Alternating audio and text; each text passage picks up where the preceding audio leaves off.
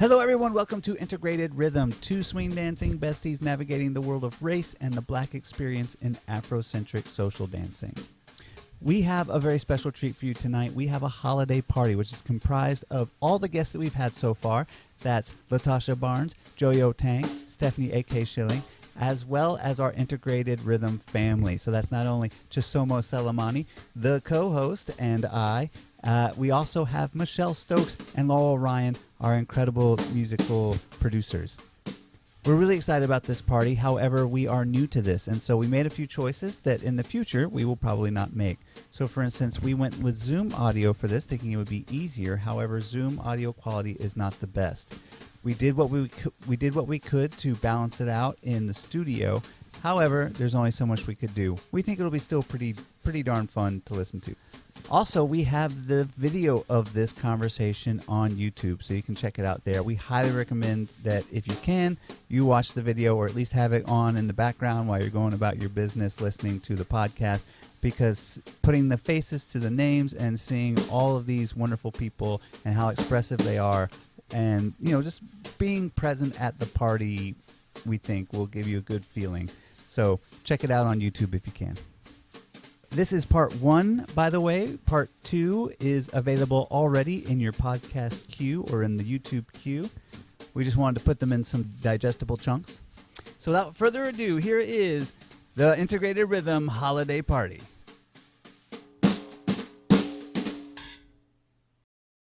Integrated. I've got red on. I got that. I didn't know if it was okay.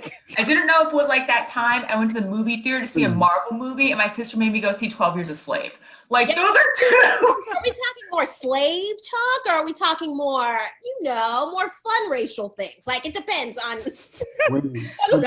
That is a good question. No, so we have, because we are people, we have a variety of questions. So we're not just hanging out in the 400 years ago space. So okay, great, because I got my drink, I got my cookies, great, got my chocolates. I'm ready.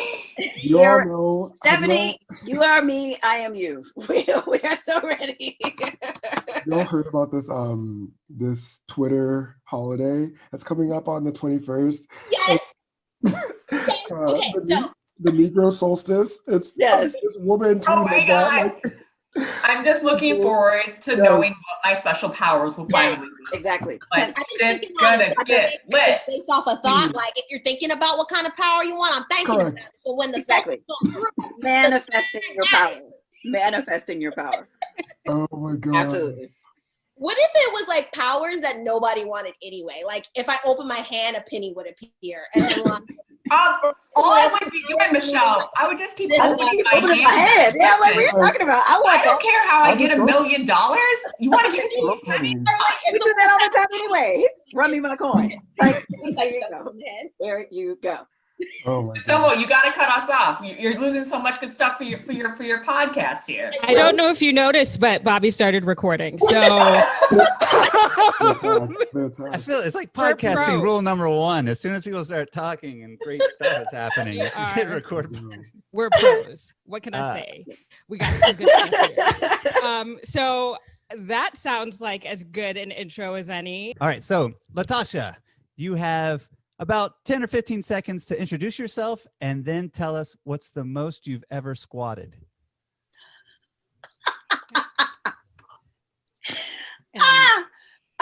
LATASHA Barnes, Tasha, tradition bearer, artivist, ethnochoreologist, guaranteed party starter in any setting. Mm-hmm. True story. And also a Christmas elf. And the most I've ever squatted is 275. Nice. Joey, you have 10 to 15 seconds to introduce yourself. And also, what is your favorite outdoor activity? Okay. Joey, he, him pronouns, social justice educator, blogger, photographer, and lowly law student. Favorite outdoor activity? Ooh, that's a good question. Probably getting lost in the woods. I tweet my location so people know where I am. I'm hoping not to get kidnapped. All right, Stephanie, you have 10 to 15 seconds to introduce yourself. And a doctor says you have a very strange disease. And in order to live, you must give up all German dishes but one. Which German dish do you keep? I would die. Like, what are you talking about? Cool. Okay, so we can do my work introduction for when I do these kind of things for my job. Hi guys, my name is Cybersecurity Steffanie, and I'm here to talk to you about how to be cyber safe and or how to go ahead and do diversity, equity, inclusion, and justice better in cybersecurity, because the world is a better place when we have everyone who's working on these diverse problems in it together. It is slightly that obnoxious. I recently did a talk, and like feedback that I got was, she is addictive. Her enthusiasm is contagious. I was like, I'll take it. Take it.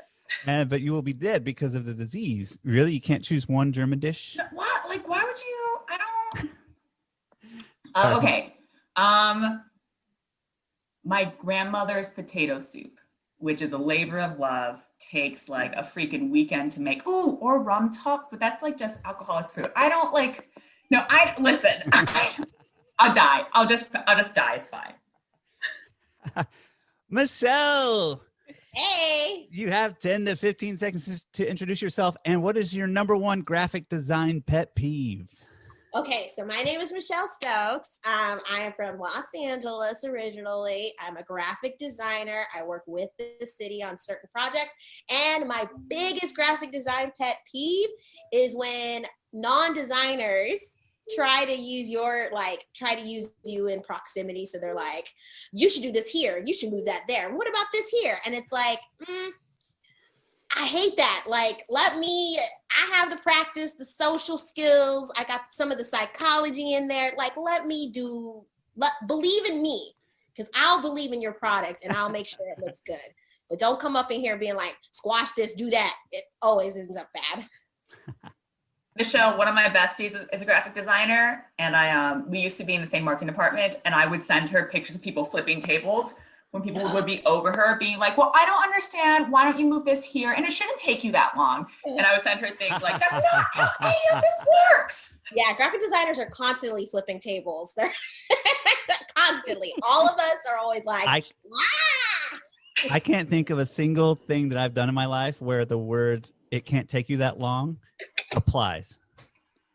Like swing dancing. Oh, change this thing in the choreography. It won't take you that long. Writing. Oh, just write up a quick little thing for us. It won't take that long. One of the things that we discussed with her. Sorry, go ahead, Michelle. I'm just gonna say, people lack the knowledge of like what you actually do or what it takes to actually get done. Like writing, people are like, oh, people can just write really fast. Or designing, oh, you could just make things pretty real fast. It's like, nah, man, there's so much that goes into it. And one of the things I used to talk to her about is like, when you can do it fast, it's because you've been trained to do it and you've done it for 15 years. Yeah. You're like, do you okay, it's fine. Okay. Facts. These are facts. All right. Laurel is right here. She is to my right. No. To my right. Oh, yep. Because I made room for her. There she is. There she is. Girl. That's Looking like a snack. Going up. Looking like a snack or a whole damn meal. Look at you. Like dessert. Give me some of that. Yes. Oh no, don't do that. You know. How you doing? Yes. Good. What's good with y'all? Hey. Oh my gosh. Laurel, you have 10 to 15 seconds to introduce yourself and also tell us one thing that people don't realize about art galleries. I'm Laurel Ryan. I am from Tulsa, which despite Michelle's claims, that's where she lives. We are roommates. And I would say that one thing that people don't realize about art galleries, oh, thank you so much, is wine. Nope, that's not it. Is that one of the main differences between galleries and museums is that we are actively trying to sell our work and we don't have a permanent collection. So I guess that's two things, but those are the main differences. Is we are not purchasing work for keeps. We are trying to get work from the artists into the hands, homes, businesses of the people who are coming to us, and sometimes to museums. So that's the main deal. Awesome. And what I do at the gallery is that I'm the community engagement manager. So my background is not in art at all. It's in education. And so I do that for them. And I also do graphic design, not graphic. Why did I say How that? dare you? I heard it. Okay. Don't take away. Laurel, you should help Michelle with some of her designs. She would appreciate it. Have you thought about putting this over there? Have you thought about using Bible? Have you thought about that? Yeah, consider papyrus. No, I also handle their gift shop. By the way, like the number of people on here who I know have ADHD. Outnumber those who don't. This is gonna There be... are 2 of us who. Oh wait, Sorry. 3. Michelle. I don't think I have ADHD. Yeah. So there's evenly matched. Even Stevens. 4-3. Or- You say evenly matched, but our powers, you know not. Exactly. No, just keep thinking about what power you want on that 21st date. Oh my gosh, I'm so excited. I am concerned though. Like do those of us with like one white parent, do we only get half powers, or do we? Oh, shoot. I just want to temper my expectations. Maybe she's Sugar snaps. I didn't even think of that. power if they have one black parent. Oh, you just open your hand and there's a penny Yeah, in it. and then everybody else gets like, maybe they open their hand and get $1 or something. Like, You know what? That's fair. Fair. All right. So I like that we're starting off strong with just reverse colorism. Good. It's fine. our first question for the night. In friend romantic relationships, what things are you easygoing about? And what things are you very much not easygoing about? ooh, okay. Feel free to jump in whenever you have your answer. I like to manage my expectations, meaning that when I'm like, ooh, I think this person could be a friend of mine, I'm all like, I want to feel the waters to see if they feel like kind of the same. But I personally am not easygoing with someone who says they're going to do something or that we're going to hang out. Like they plan it and then they cancel a bunch. Like I can't handle it. I'm a lot better than I used to be because I used to take it personally and be like, they don't like me. Why? And I would flip the table then too as a graphic designer. But yeah, I don't like it when someone says they'll do something and then they don't do it. Like they don't come through. So I'm not easygoing with that. I'll think of my easygoing in a second. Chisomo and I do not cancel plans, but we are, quote, slippery motherfuckers, and unquote. It's something that she and I talk about a lot, where like, if we say yes to something, we will be showing up. But unless you get that concrete, yes. It's a no-go. I'm talking about yesers, but yes. Okay, that's cool. But like if someone's like, yes, 5:00, here we go. Right? I'm like, that's so exciting. I did not say yes. I may or may not be there. Verdict is still out. Joey, I saw you come in to say something. Always. I was thinking about, I think for me, it's really important to be affirmative in choosing people. So I like to tell people specifically why we're connected, why I'm passionate about them, why I'm excited about them. And so the opposite for me is I really am quick to address people who are not like excited, emphatic, or curious about knowing me and the prospect of knowing me. I'm not about that. Energy is not there. You gotta go. So yeah. Who wouldn't be excited about knowing you, Joey? You're just like a beautiful person. You would be surprised. Let me tell you, looking for love. Well, you know what? Are you kidding me, Joe? We don't like those people. Why aren't you obsessed with me immediately, as you should be? We'll just follow you around and be like, do you see this man? Correct. Yeah, Let me tell you, somebody's auntie was hitting on me on Instagram the other day. She sent me my own picture, number one. She said, who is this gorgeous man looking like Denzel? I said, baby girl, relax. For all this. It was like 8 a.m. I was like, I appreciate the hype. That's nighttime stuff. Correct. 8 a.m. The life you lead. That's it. She was like a Really? middle-aged woman, like 40 something, like just saying hello. I said, okay. I like that. I like the energy. I will admit I have said in a relationship, in my current relationship, there needs to be a little bit more worshiping in this relationship. And it was such an honest moment where I'm like, I understand, but we're in this to win this. And I love you so much. And you know, I'm being 100% serious right now because I sometimes just like have hashtag pretty girl problems. I am used to the world treating me in a very certain way. And sometimes get confused when it doesn't. But what is an absolute,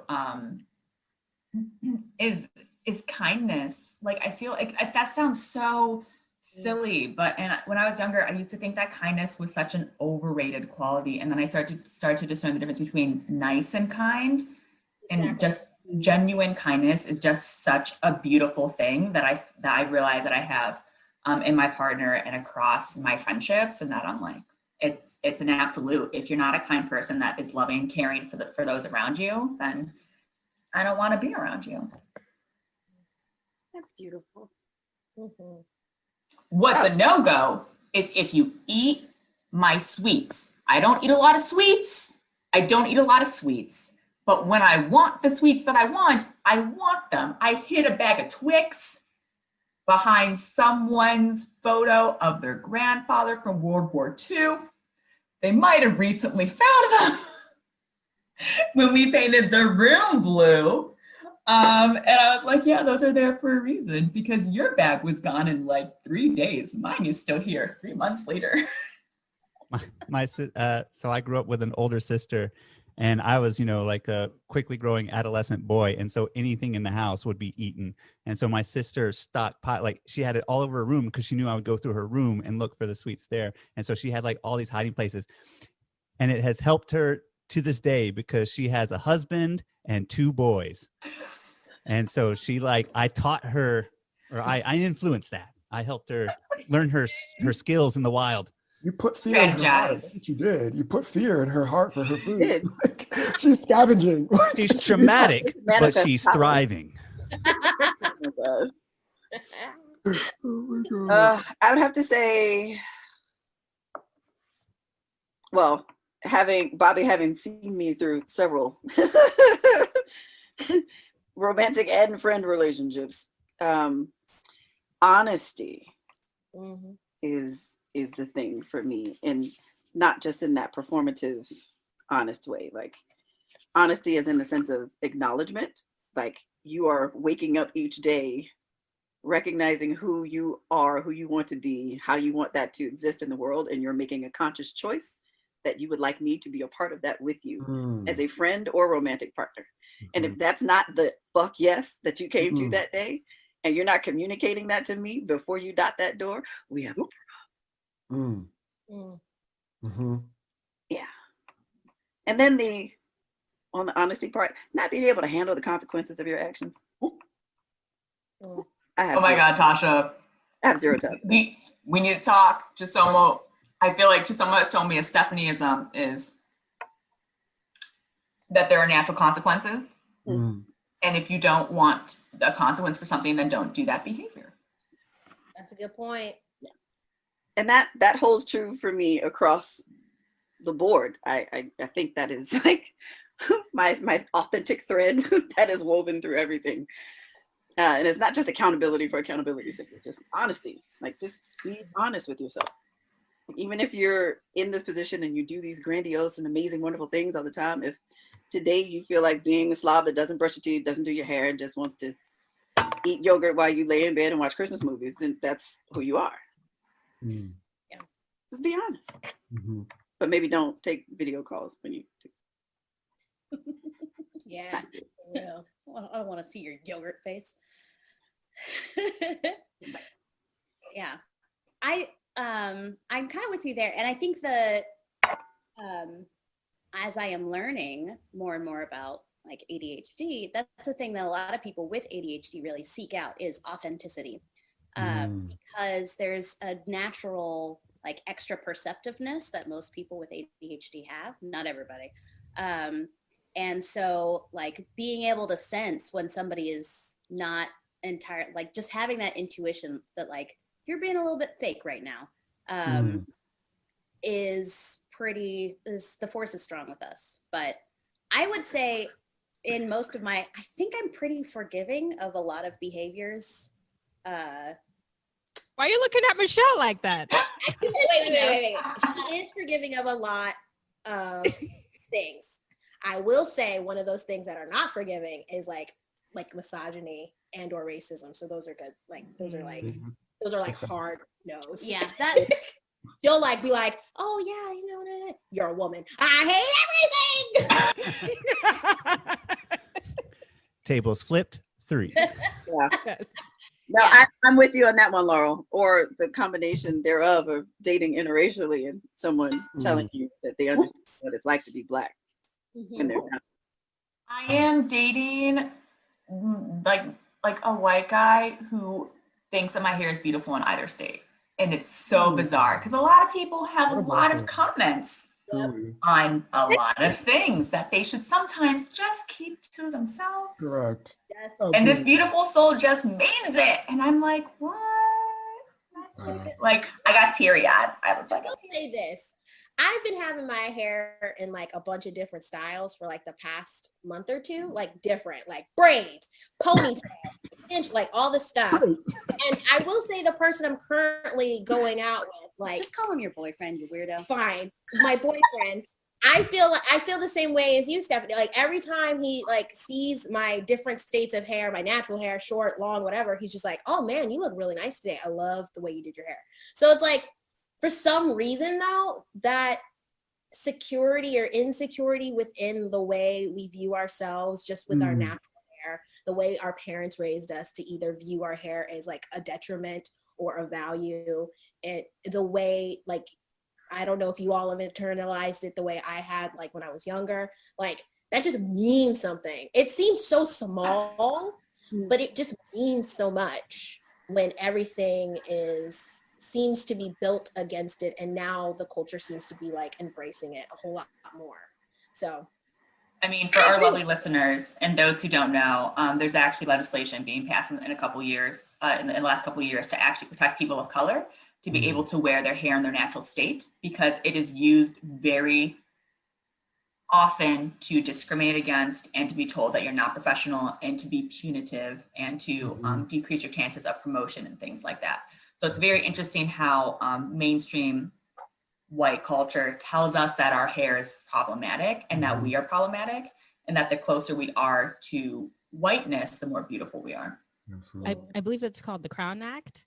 So if you want to look up more information about it, look up Crown Act. But absolutely, I've really appreciated the natural hair movements. I still like some length, so I rock these faux locks because I'm attached to some length. But I've been look beautiful. I mean, you know, the ombre faux locks. Come on with it. Come on. You know, yes, thank you. But yeah, you're right. Hair has been something that has been used as a weapon against us for a very long time. People haven't been able to graduate as a result, haven't been able to walk, haven't been able to get jobs, like just for wearing hair the way it comes out of their heads. So, all right. So next question. No. You what? Okay, so like Chisomo is here, Bobby is here for me. What? You can't. This is not. This is a conversation, not an interrogation. Was there not a conversation that just took place? But you don't get to ask questions and not answer. Okay. I want to know. There is a lie. Totally fair. What was the question? No.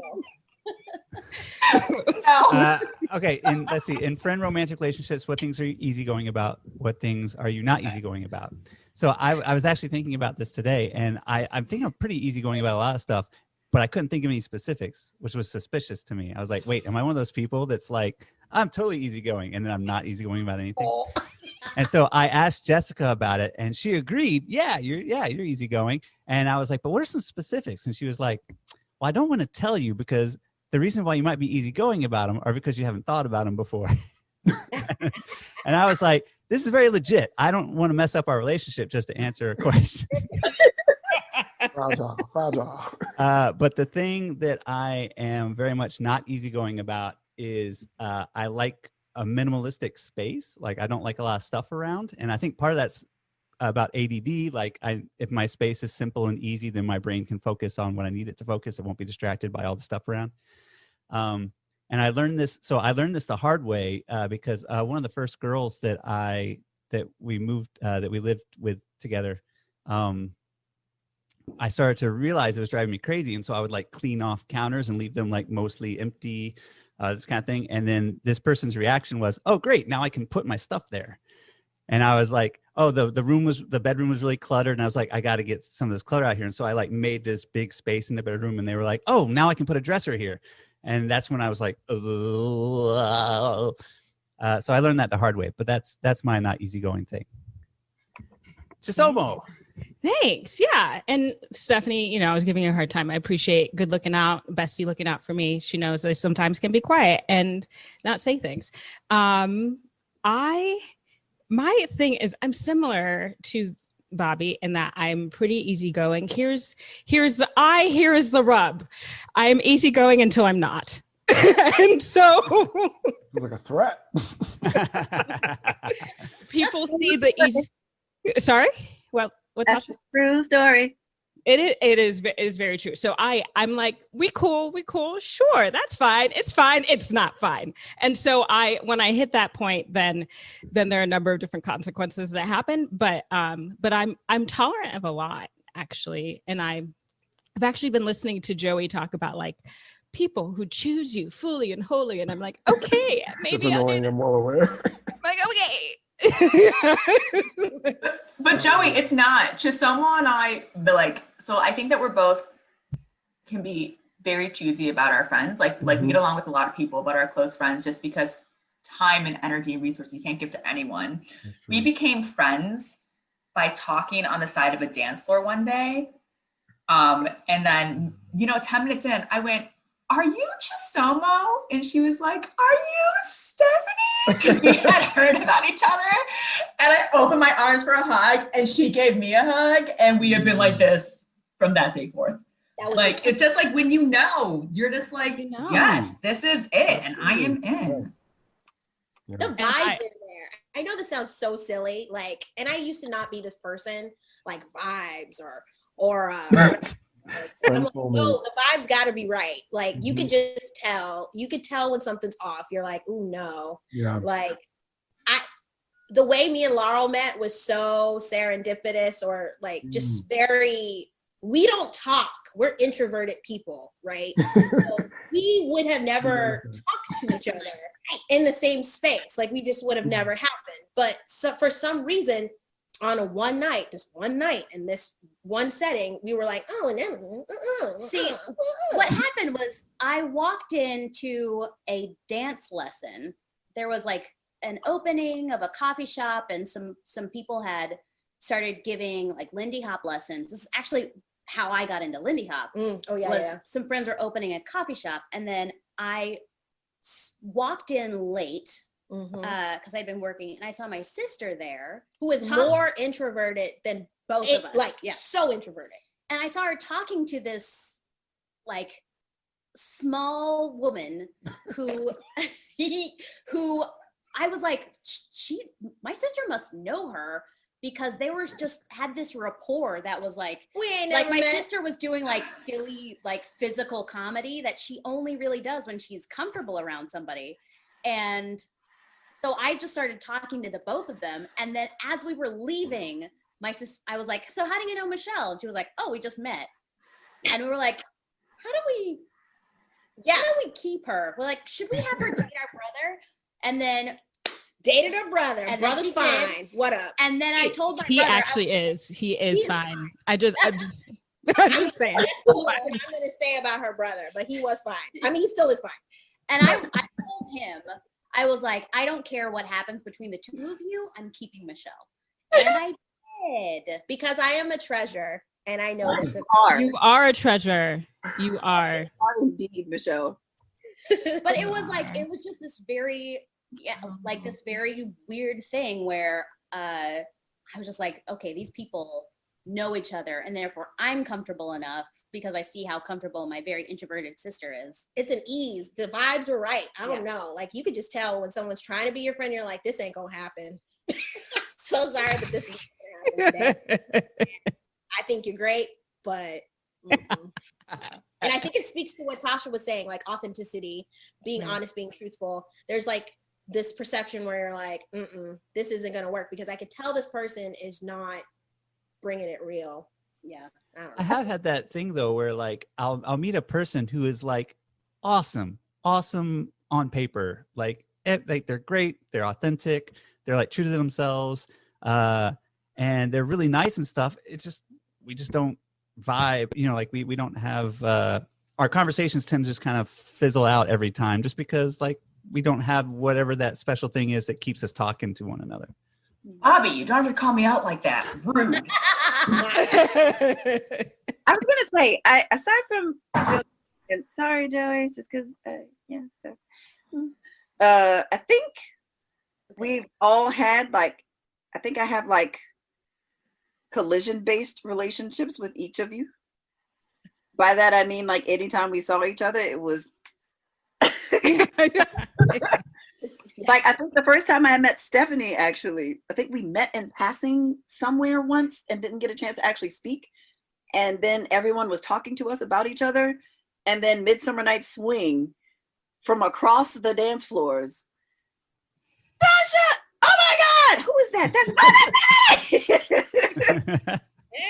But it's like, it's honestly, I will say that I'll co-sign what Laurel said. Like it's an authenticity beacon of sorts, because I know when Michelle and I met also that I was in that space of I know I can say this with y'all. I was like, I'm not trying to be the magical Negro. I'm just gonna hide in the background. So yeah, I'll be nice, but I'm just gonna kind of. And then Michelle and I don't even remember what happened. We were at the cabins. We were watching the kids. No, it was the year before. And stuff, and we were like, I guess so. It was the year before. But it was the year before. Yes, when I was just an attendee. Yes. Okay. And you won the Spirit Award. Oh yeah. Oh y'all, that was so much fun. Wait, so could you break that down a little bit? Break it down. What event? And then okay. Oh, sorry. Yeah. So Swing Out New Hampshire. This is when I met Tasha. I had heard nothing about her. I know I'm from Tulsa, going all the way to the East Coast. I don't know nobody. Don't nobody know me. I'm just there to attend. I was a Frankie Manning Foundation ambassador. That was like my second event that year. And I was just learning. But it was becoming a thing. And I was like, oh, this is an interesting thing. Exactly. And then I tried out to go to Harangue, and Frankie was like, nah. Frankie Manning was like, nah, but you can go here. So I was like, that's not the man himself. Not the man himself. Foundation. Yeah, the foundation. And so that's when me and Tasha met. And it was kind of, again, the same thing. Like, the vibes were there. We just had regular conversations. I don't know. It was just really cool. And then ever since then, it's like, we talk. You know what's going on. Yeah. That's the thing that I value about the connectedness of all of these relationships, because even now, like, just like, I don't know Joey yet, but I'm a hound him and be like, so what's this hypothesis? Continue, please. You should. So like, Joey doesn't know this, but Joey, I saw your work on Instagram, and I do diversity, equity, inclusion, justice work in all my realms. In part, like, it starts off in part as survival, right? And then you want to thrive, and you want others to thrive too, because you see the world that's going on around you. And I saw your work, and I just was like, this is just such a beautiful soul, and I need to meet them. And so I had this opportunity to do like this talk at this cybersecurity thing, talking about diversity, equity, inclusion, justice, y'all. And so what I did is I reached out to Joey. I'm like, you don't know me. Sorry, I'm being creepy, but I think you are phenomenal. And I think that like, I have this platform and I would love to give you space if you would like to take it. Yeah. So long ago. Holy hell. But this is Yeah. the vibe. This is the vibe. It's the vibe. Like when you're authentic and you're rooted and you're seated within yourself, you see that in others and you want to bring it in, not just so that you can connect with them, but a little bit selfishly so you can be emboldened too. And then you figure out ways to take over the world together, because that's what we do. Yeah, exactly. I also feel like this collision-based thing, like, is happening online too now with 2020. Like, it was happening before, but now it's kind of like this natural situation. Because I count Joey as one of my friends, and we've never met in person. So you got to. My Cleveland trip is coming. Don't worry, it's coming. Don't worry. Yeah, but oh no, I'm not worried. Also, there's been COVID, so it's all good. But speaking. Hey everybody, this is Bobby White from Integrated Rhythm. We're here to ask you to please consider donating to the podcast. You can do so by going to patreon.com/integratedrhythm. You can do so by Venmoing @BobbySwungover. And make sure to put a little IR in the note so we make sure it goes to the right people. You can also do so by PayPaling @BobbyWhite3. And once again, putting a little IR in the window there. Doing so will help us keep this podcast going, and we love doing it, and we hope you love it too. If you can't afford to donate at this time because times are rough, we totally understand. We don't want you to put yourselves out. We want you to keep enjoying the podcast for free. However, if you have a little bit of pocket change in your pocket, we would greatly, greatly, greatly appreciate it. Thanks and have a great day. Of which, Joey, we know you're going to have to go here in a second. So we wanted to ask our last question for you. Okay. And so here it is. So it's a two-part question. Oh, boy. One, we know, and everybody's going to have an opportunity to answer this. Okay. We know that y'all been watching some holiday movies. So what is your favorite cheesy holiday movie? We want some recommendations for this break. And then the other piece is a bit of a cultural question. We wanted to hear from all of you, as you've gone through your life and had your lived experiences, what is something that you found in another culture that was a little bit surprising, that's similar to something you've experienced? So my example is, see, I'm going first. Getting it out of the way like a good student because I'm faculty. Anyway, my experience was growing up as an immigrant. There were a handful of words, vernacular words. Well, I started to gain some sense of proficiency, but one of the words that I learned was shoes. And in Bemba and a couple other Zambian languages, shoes is zapatos. And so when I was in my Spanish classes, right? Everybody knows where I'm going with this. I got this vocabulary list, and on there was shoes, and it's zapatos. And I was like, what? Huh? Like, I was like, yay, one word down. I know this one. It's the same as in my language. And so are there things that you've seen in your lives where there've been like these interesting intersections? So those are the two questions. Okay, so much. I love Hallmark movies in general. I love Lifetime movies.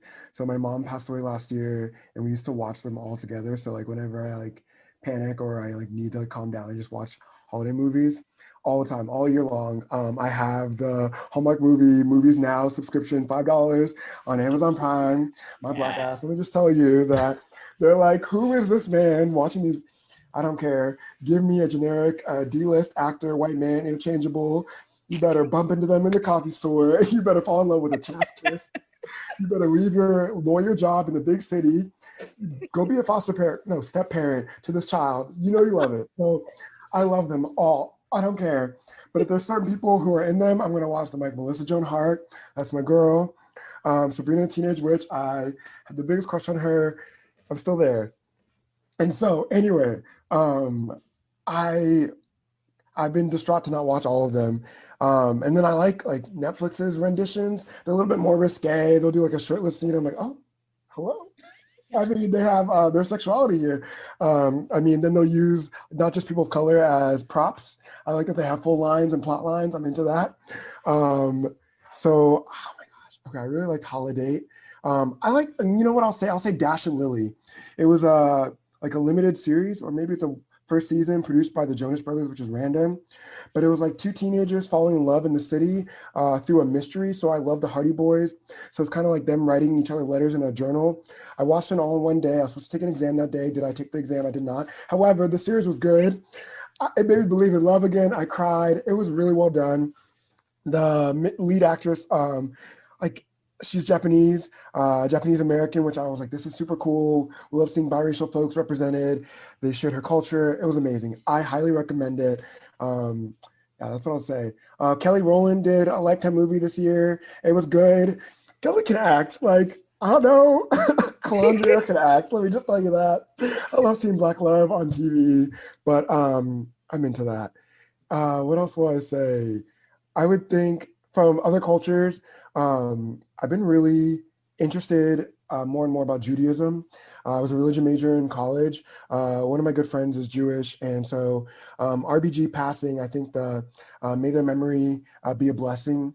Processing through my own grief, I think that's been something that I'm like, oh yeah, like I love that. So people talking about my mom or like how they were changed by her or transformed. I think the greatest compliment to me is people comparing me to her. Like, I think my energy and my charisma and generosity is very much her. So that has been it. And I think just like Judaism in general is like, oh, like oppression. Like, yeah, we've been subjugated in so many ways. Cool, I'm all about it. You and me, let's go. Like, I think the ways in which, Black folks can be, interpreted to be a chosen people. I think Jewish folks have a similar, ideology as well. Yeah. There's a lot, but that's my goal. I'll piggyback on Joey's Christmas thing. So my favorite cheesy Christmas movie is National Lampoon's Christmas Vacation, and the reason why is because my dad passed away when I was 27, and Christmas was his favorite time of year, and National Lampoon's Christmas Vacation was his favorite movie, and so he just watched it every single year. And my dad had kind of a Chevy Chase vibe from going on with him. He was actually a lot more warm and loving, I think, than Chevy Chase is. But anyway, so like, that connected with me that like, yeah, my favorite Christmas movie reminds me of my dad, and that's why it's my favorite Christmas movie. I love that. Oh, that's great.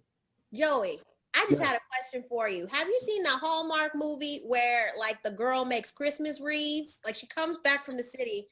I don't know what it is about that one. I love that Christmas wreath movie. Let me tell you, if they have good chemistry, if it's just like they look over the shoulder, if it is you have to say Christmas, if it's a specific holiday, if it's like a fall harvest for a single apple, I love it. I'm telling you, if they look at each other just long enough, I'm like, oh, you know what? This is doing it for me. And I've recently discovered that I love I used to be like an enemies to lovers only plot. Like I love that. Like hate each other and then fall in love. I love the fall in love with your friend. Oh my goodness, you're right there all along. Yes, kiss me. Let's go. Like that's amazing, Joey. Oh my gosh. Yes. But what I'm hearing is that we're just gonna do like a Netflix movie night, right? Yes, Netflix party. Ooh, that'd be dangerous. I offer up Holiday in Handcuffs. Ooh. That's a good one. That's a good Mario one. Lopez, Oh Elsa Joan Hart. Yes. Yes. Fun fact, Oh yes, fun fact. they had like everybody was sick. Yeah, on they had that food set. poisoning on that set. Or it was like a flu. They said I thought they said food poisoning. I mean, Like, everybody was very ill. yeah, so like the colors might be off in some scenes. That's because they're like running off camera and And like the, and then throwing up and then going back and being like, I'm in love with you. I love Christmas. That's like one of those famous like things that directors tell actors is like, just look hungry. It just reminds me of, maybe that's why it was so good. Oh, gross. they're like, I will plug the I just watched the new Saved by the Bell yesterday instead of writing this paper, which is why I have to go. All 10 episodes, but they talk about educational inequality and they do a really good job. Actually, I was like impressed. Even though Mario Lopez is problematic in and of himself, but the series is good. I really liked it. They have trans characters, women of color are all in the leads. I was about it. So if y'all, I paid the like $4 for the 1 week trial of Peacock. to watch all the episodes is worth it. That's all I gotta say. So, power to the people. And you can watch the Amber Ruffin show, which is great. Ooh, don't do this to me. I have to write my paper. No, write your paper. Reward Listen, yourself. Joey, Reward yourself for a paper well written. Joey, Amber don't Ruffin be show. like me, Joey. Listen, this is why we on the call together. Don't be like me and Hallelujah. end up writing your paper at 3 a.m. to Amen. 6 a.m. Hallelujah. Don't do it. Don't do it. Write the paper On first. Monday, let me tell you, I wrote a common law exam on Monday. It was due at 10 a.m. I started at 3 a.m. It said, you know what, Justice Ginsburg, carry me through. Because it's not happening today. If your optimal creativity time is 3 hours before the due date, then that is your optimal creativity. It's not. Listen, It is your most authentic self. Let Oh my God. Prius Here's the right thing. shine. I It is don't- what it I is. feel like me and Joey need to be friends as well. Correct. Because Danger. I feel everything Joey is saying. Like, You know what it was? Let me tell you, this is my last point. The prompt was like out of pocket, number one. Our professor was like, oh, write about George Floyd. And then there's some, oh my gosh, the president's going to federalize the National Guard. Is this legal? And I'm like, you're talking about like me and my life. Seems like a personal attack. There's no other Black folks in my class. I'm like, so why did you do this? Or why did you choose to do this today? This is triggering. She was like, let me add another hypothetical. Another Black man is murdered. How should the judiciary respond? I'm like, I'm done. So I was justified in that 3 a.m. because I was like, I'm trying to fight professor. We gotta go. Okay, y'all. It has been wonderful. I wish you all the best. This has been too much. Y'all are enablers. I love it. Peace be with you. Y'all are wonderful. I will see you all soon and connect on the interwebs and other places. So It's always an honor, Joey. We wish you good luck. I need go it, on the please. Amber Ruffin show now. Write You that got paper. this. That's it. Link me. Bye, y'all. We're sending you strength. Great. Yes. Oh my gosh. Joey is freaking amazing. Good job. Right? Yes. I was like, I want to watch this movies with you. These Hallmark terrible movies. Okay, Yes. So speaking to the movies, and I don't care what people say. I am Christmas. Christmas is me. It's fine. I'm also Kwanzaa, so let's get that out of the way. But Hallmark's A Crown for Christmas, like, just say, I had to track this movie down on YouTube because driving to Lindy Focus one year. How many stories start that way? Yeah. Driving to Lindy Focus one year, God, this is such a convoluted story. I just realized that. Wow. My mom was in the hospital. We were having some challenging moments in our relationship, but I was like, I'm going to stop at the hospital on my way down and see her, spend some time. And this is how we spent some time. We watched A Crown for Christmas. But of course, I came in halfway through and I was like, the story was so emotional, so overwhelming, so beautiful, and I love it. I got to see it from the beginning. And oh my God. And I found out later in the weekend that it was going to play again. And fortunately, it aligned with some downtime that I had at Monday Focus. So I was in the room watching the movie from beginning to end and crying all the way again. And it actually was something that like helped reconnect me and my mother, because when it came on again, I called her at the hospital and we watched together on the phone. She was like, yeah, that was the part I was telling you about when you got here that you missed and blah, blah, blah, blah. And it was beautiful. And it was wonderful. So it both projected love and helped reaffirm and mend love. So I like it. So check that out. I love this, like catharsis via Hallmark. So love it. Isn't that their purpose? That's their whole purpose. It Yes. really is. It really is. I will say my holiday, I have 2 holiday movies. One is always every year I have to watch the Nutcracker of some degree. And that's because in grade school, first through 5th grade, this was in LA. And this was like, I feel like it was underfunded, but I mean, I wouldn't know. I'm a kid, right? They wanted to do Dr. Shepherd. This is my principal. She had like always swollen feet, like big and tall Black woman, swollen feet. So, she was always working. So like, she was like, we want to do something special for the school. And so someone came up with the idea of the Nutcracker, like the Black version of the Nutcracker. Mm-hmm. And so all the kids in the grade schools were reading all the different versions of the Nutcracker. And then my mom came in and she was the costume designer. So she designed all the costumes for every year of the grade school. She did the rats. I done been every character except Marie or Clara, like the Rat King, the rats, the Sugar Plum Fairies, like everything. And then we got donations of the costumes, all the stuff. And I used to, like the first 2 years, all the kids were like, this is popping, yeah.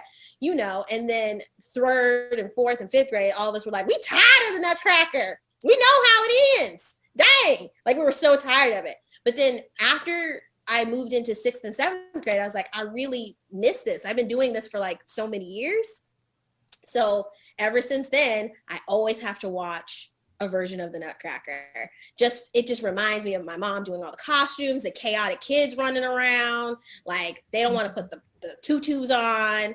They don't want to wear. Then we also got 80s costumes in the Nutcracker. Like, so none of the costumes match because they were donated. And like, plus my mom's making costumes. It's just amazing. The tin soldiers had cardboard like costumes on for like their shoulders and stuff that were painted by the kids. Like, just insane. And then the second movie is Home Alone, just because I loved watching kids mess up adults as a kid. So Michelle loves a murderous child. I do.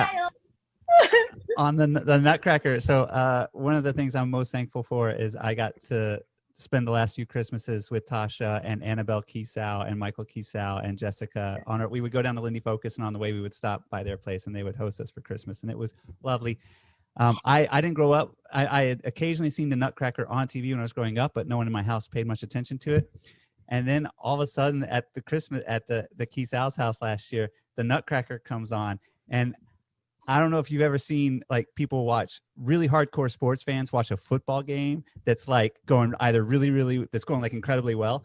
This is how Tasha, Jessica, and Annabelle reacted to the Nutcracker. They were just like, fuck yeah! And they would like jump up and like, oh my God, they would just start hitting things on the table because it was so good. Like, that seems like the appropriate response. To be fair, for the feats that those artists are doing. But to be fair, the Baryshnikov Nutcracker. So you can just imagine, like, just the power and the so incredible. He just leaps so high. It's insane. It's amazing. Have you seen the Netflix documentary that just came out about the Nutcracker? It's Dance Dreams Hot Chocolate Nutcracker. Not yet. I want to so bad. It's already on my list. I'm going to be in my PJs. I'm going to have hot snacks. Like it's going to be a thing in this house. Yeah. When you're talking about that, I was like, I bet you could have that spirit, because I haven't watched it yet either, because I want to. It's like Jingle Jangle. Like it's my Christmas within sight of Christmas movie list, right? Yeah. No spoilers here. I am like, my sister and I have conspired to make my family watch it together. There are some protesters amongst the family members who are like, I don't know about this. Jangle Jangle. We're like, it's a Christmas journey and we're gonna participate. We're gonna be in this together. Yes. I am so excited for it. So like when we're all talking about our favorite movie, I'm like, I know what I think my new favorite movie is going to be. Tasha's trying not to explode. Yeah, don't tell us anything. I'm still trying to wait until it's a little closer to Christmas. I'm not going to tell you anything except that, okay, so you all know me very, very well. And you know that there's some things that I'm very adamant about, like the quality of particular things. Mm-hmm. Like representation is absolutely necessary. Yep. Understanding the depths of the origins, absolutely necessary. But there's a quality of some things that I will just say I start to become very much Miss Norma-like about. I'll just put it that way. And when things don't fit, perhaps maybe they should have been omitted, but that's all I'm going to say. Okay. So I'm going to... costumes and acting are incredible. It's amazing. The movie is amazing. Sorry, back at you, Chisomo. No, I was just going to say, for those of you who may not know who Miss Norma is, we're talking about the late and great Miss Norma Miller, and she was very particular when it came to movement and other things. She was incredible. She's one of our elders in the swing dance community. So just wanted to throw that out there. Back to, sorry? What Chisomo meant to say is that she's particular about everything. True story. I will say my cheesy, if we're gonna like stick to cheesiness, because I feel like there's some movies like Elf, White Christmas, like that fall amongst my favorites, but I wouldn't particularly call them cheesy Christmas movies. I just like, they're good Christmas movies. But my family has a weird relationship with the movie Mrs. Claus, starring Angela Lansbury, the Grande Dame, and like a dime store Tim Curry, and some Broadway child doing a terrible Irish accent, and the whole thing is about like how Mrs. Claus has to like step into turn of the century New York City and like stop some child labor and like help these Irish immigrants who are just like really like tired. Like they have no concept of like what an actual Irish person sounds like. So they're just Lucky Charmsing it up. And like all of the songs are forgettable.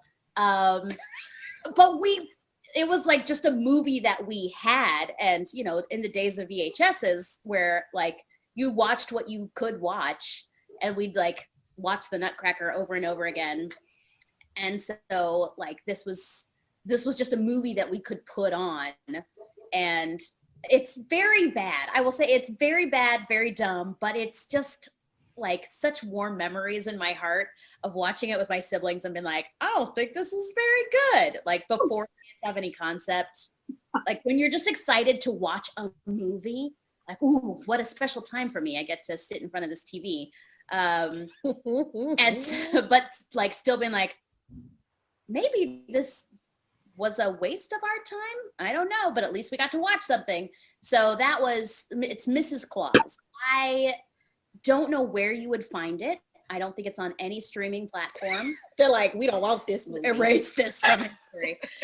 But somewhere, it's one of those movies that like we would go through and like cull the things that we bought on DVD, or like we don't watch this anymore.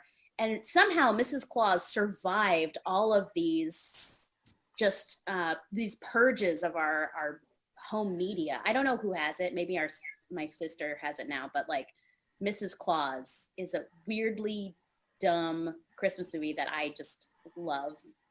Partly because it's Angela Lansbury, and what has she done wrong in her life? Nobody tell me. Man.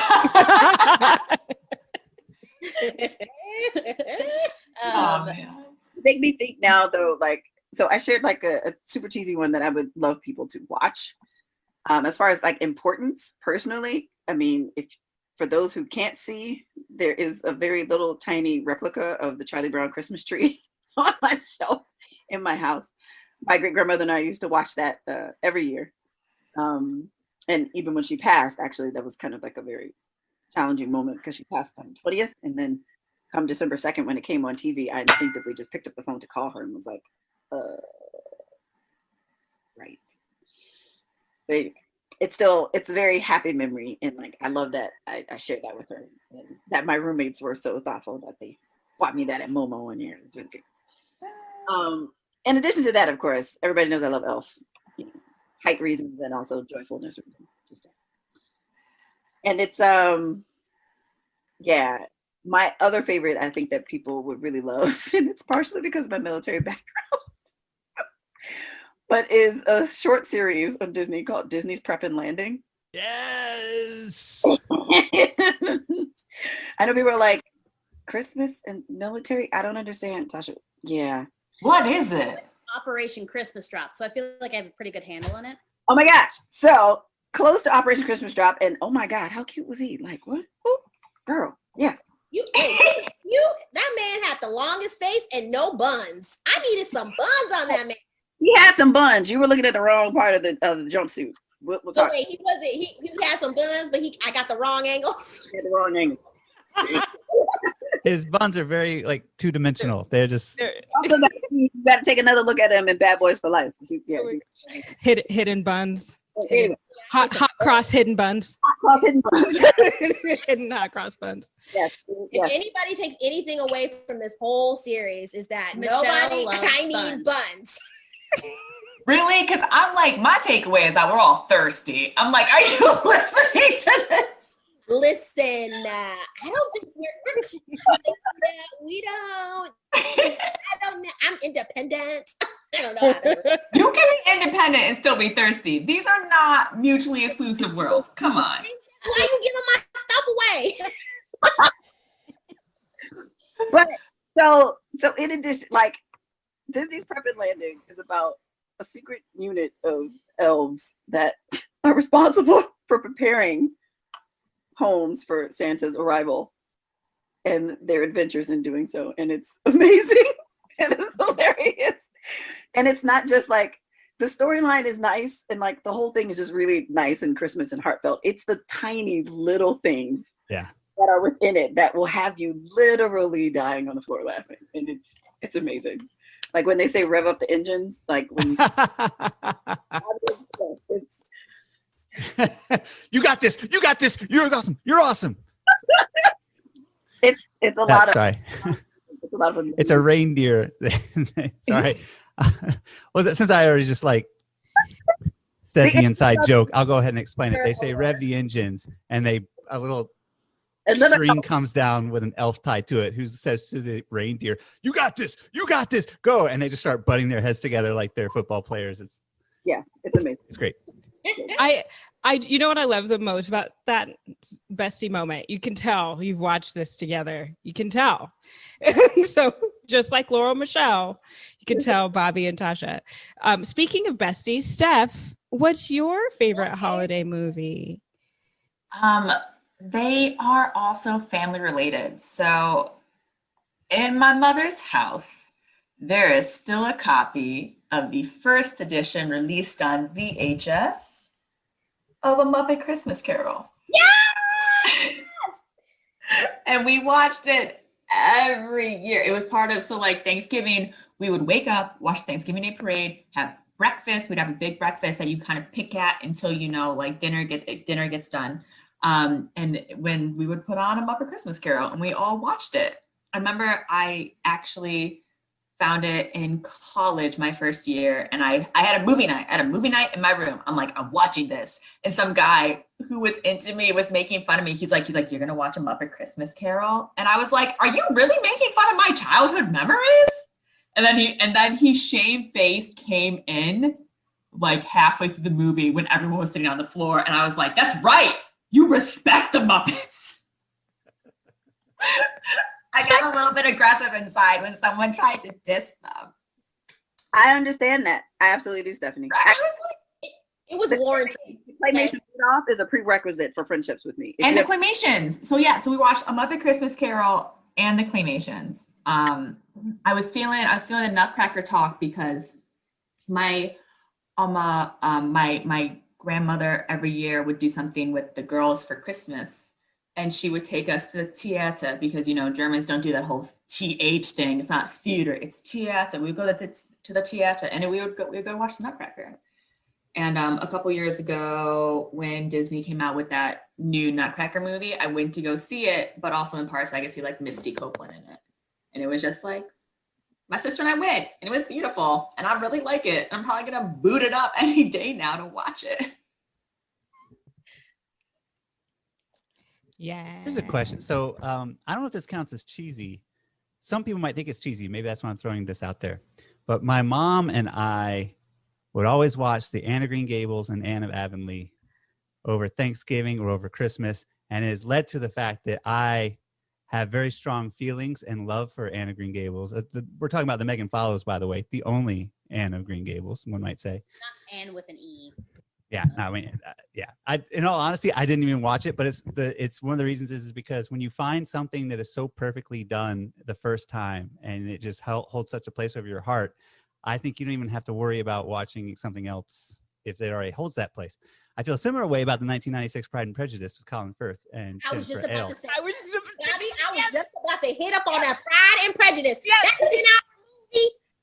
yes. That's 10-hour movie. We don't need no more renditions of no Pride and Prejudice. I need only Mr. Darcy. None of this 2-hour movie business. I need a 10-hour movie of Excuse me, Colin Michelle. Firth. It's only 6. Okay, my bad.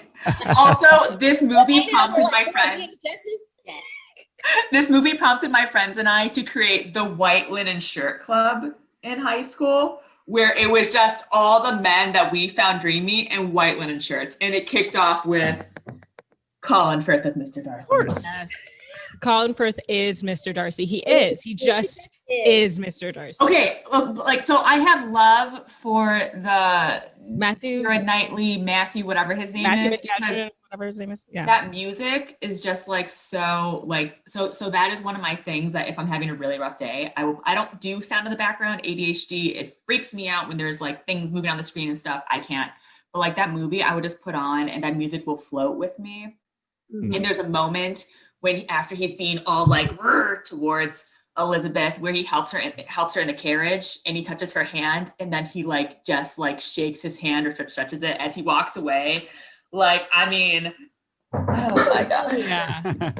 Yeah. I have a question. I know y'all supposed to be asking us questions, but I got a question for everybody. Was that like Michelle's taking over your podcast. sorry, You're welcome to. Shocked. Doc. did you or did you not? For this is okay, so maybe I'm projecting onto all y'all. But the question is, did you want like a Mr. Darcy-esque kind of romance? Like not Mr. Darcy himself necessarily, but like the kind of romance where someone touches your hand and they're like, oh, in awe of you. Like, I don't know. When I saw that, I was like, dang, that's what love is. When I was like a kid. So But yet he doesn't tell you, maybe? Yeah, that's the thing. Like I never wanted those types of relationships, but those are what seem to manifest. Because if I have someone else messaging me after umpteen years talking about how much they admired me and were just what was the word, electrified by my presence, but never said anything, I don't. Yeah, I'm. So like it's that honesty part. So like I appreciate there's a lot about them that I appreciate, but I first of all don't want someone who thinks less than me. I want a partner. I want someone who is equal.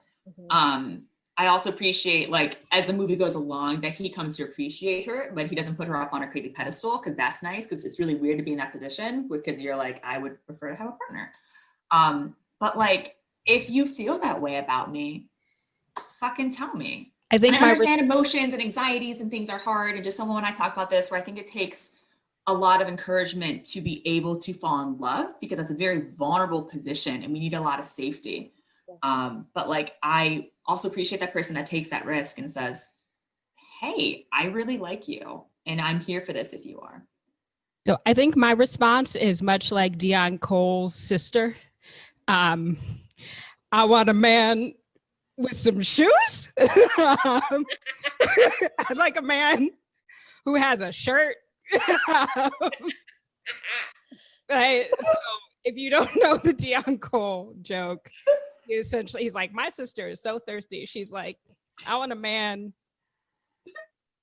who has some shoes. Like that is where I'm at, everybody. So it's wistful. PSA, if you have anyone who would be interested in some hot chocolate over here, bite-sized amount, but cures for days, go ahead and contact Chisomo Salamani. Actually don't. It's okay. It's fine. No, totally do, because it'll give me more things to talk about on the phone with her. This has been Romance Talk 101 with Michelle. Thank you so much for everybody who participated in the romance. If you have anybody that you heard today that you think is fine, still a different rhythm. I'm not letting this happen. Be bold. I will say, one of my favorite moments from Lindy Focus last year was gate crashing or photo crashing, I would say, Michelle and Laurel's picture. And then us taking the photo thereafter and Laurel commenting, why are we all still single? Because we looked fine. Listen, Right. okay. Y'all did look fine. Tell the truth right now on ourselves. And I'm not even like this. Like, I've always like lay low in the cut, keep it quiet, keep it cute. But we looked fine that night. Like, hair was on point, dresses on point, our personalities mad cute, and we were 3 cuties in the picture. Well, can I just say that is true every day of the year? That Thank you. all of you are. Well, honestly, I think I've said All this of us, before. Chisomo. Don't cut yourself out of here. Well, hold on. Let a girl speak. Let me speak. Yes, I am cute. And if you are single and between the ages of 28 and like 40, sure, let's talk about it. But 41, 40, 40-ish. And I do like me some men. So I'm also an associate professor, so know that. Let's get that intimidation stuff out of the way first. So yeah, so don't be coming in with no dumb facts. That she can educate you in the way of life and love. Yes, And speech pathology. speech pathology, global issues and speech pathology, language and literacy enrichment. Now maybe this is one. No. I like go ahead with the languacy. I heard it. Go ahead. I like languacy, yes, and languacy, yes. So if you got buns and shoes, contact Chisomo in the If you need help, I'm so sorry, I'm about to say Chisomo. I'm like, if you need help swallowing, because that is a part of speech pathology and audiology. First If of you all, need how to learn- First of all, rude. How to use That's your part of my tongue. rude. Stephanie knows this. I'm gonna do a stand-up comic session, and she just stole one of my jokes. It's fine. Oh, I don't think you told me that one, but I it's did tell you that one. You're funnier than I am, so. It's fine. But going back, there was a through line. There was. It's lost. It's gone. It is gone. Oh, I will say, have y'all seen Death at Pemberley? No. Okay, I want to watch it, but I've not. So they're in cheesy holiday, like something you want to watch. If you've seen Pride and Prejudice 18 times in the last 12 months, and you're like, okay, I think I need to move on to Pride and Prejudice. Never. You can go straight to Death at Pemberley, which is kind of a cheesy murder mystery that takes place a few years after Darcy and Elizabeth have been married, and it happens on Pemberley's property.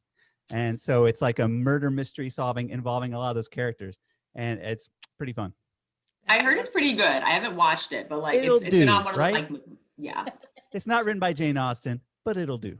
Every time I watch the Colin Firth Pride and Prejudice, then I just want more Colin Firth. So then I just go into Colin Firth rant, like binge. Well, with Death at Pemberley, you can just kind of squint Well, while I'd rather you watch it, and it kind of looks like Colin Firth. It's the reason why I don't hate Bridget Jones, because Right. I can just watch Colin Firth. I'm so sorry, y'all. Shut your mouth and move I along. hate Shut your mouth and move Bridget along. Jones. We Girl. don't need to get into this. She's Listen, fine. I did not say that Bridget Jones is a good movie. No, I just said when I'm going on a Colin Firth binge, that is in the lineup. Like, listen, a woman's got to do what a woman's got to do. I get that. I'm just mad at Renee Zellweger because, like, It was she a is different fine. time. It was Like, a different time, and they also have different body standards in the UK. all I'm saying is all she needed was some confidence, and she could have caught anybody. And she was like, I don't know. But isn't that the story of all of us? Like, I mean, yeah, but dang, write me a story. Well, she knows she fine. I want to see that storyline. That's not a story then, because then she has nowhere to grow. She could be like, I'm fine, and I'm in the big city. Guess I got to move out to this country now and learn how to make Christmas wreaths. Bam, Hallmark. Okay, so what I'm hearing, Michelle, is that I just need to learn how to make Christmas wreaths. So, Yes, but they got to be ugly. And you got to sell me around. Yeah. And then a tree farmer will fall in love with you.